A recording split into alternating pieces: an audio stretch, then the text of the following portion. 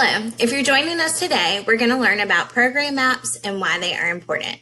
My name is Kim Simpson, Assistant Director in the Office of Advising. So first I'd like to talk about what is a program map.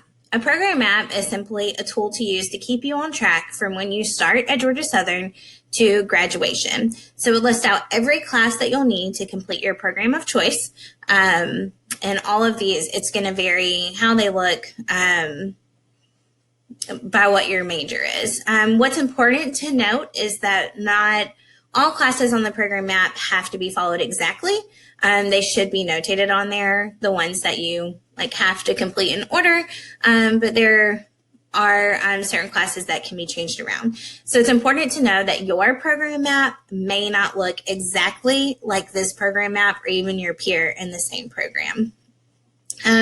So what we're going to do is go over the different elements of a program map.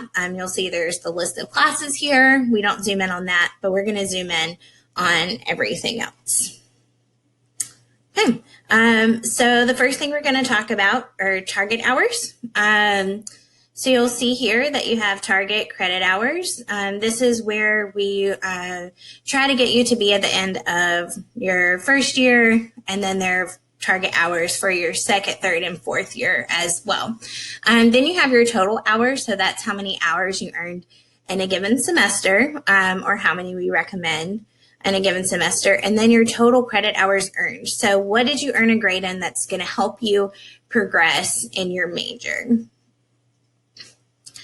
The next thing is tracking. So next to each class, there's the semester and grade for you to write this in, also for your academic advisor to write this in. So as you complete classes, you can write it in. And let me tell you, when this sheet is like halfway through or 3/4 of the way through, you'll feel extremely accomplished. So it looks like a lot now, but it's awesome to see that progress.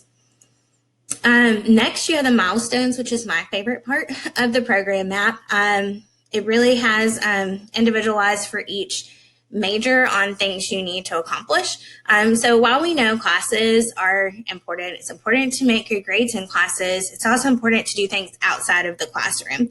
So that's really where these milestones and tips come in. For the purpose of what's on here, this is like a third year semester that we're showing. So identify a faculty mentor.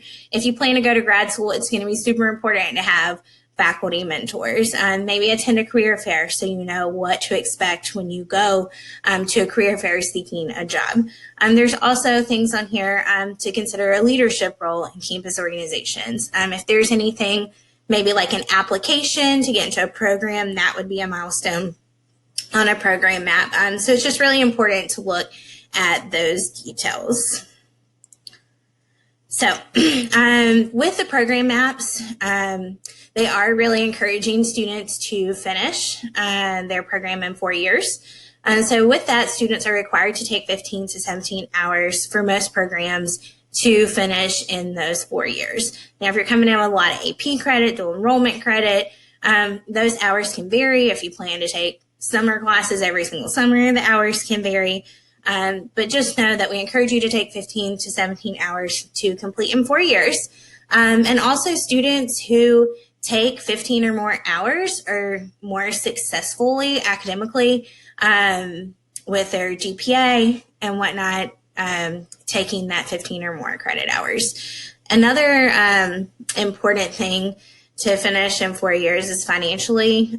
We try to encourage students to finish in a quicker time so they're not spending as much time and money on school. And also, life just gets in the way sometimes. So the quicker we can finish school, not drag it out to 6 or 7 years, the less things that are going to happen in life in general. So I know it can seem a little overwhelming to take 15 to 17 hours, but just know that advisors and other campus resources can assist students in finding ways to balance the workload. We have a ton of resources on campus to help students with this. So don't be scared of it, taking the 15 to 17 hours, because I know that makes some people nervous.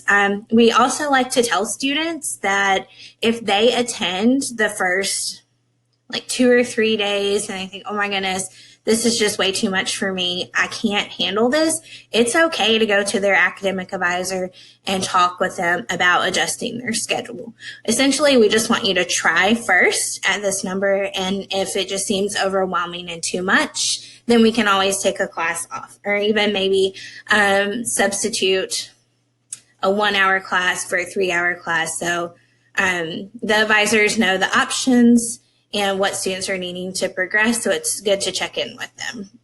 So program maps are really an excellent source to help guide you to graduation, and we just want you to know that. So if you have questions about your program map, there are 3 ways to get answers this summer. 1, you can attend a live academic Q&A session, and the sign up for that is on the virtual SOAR page.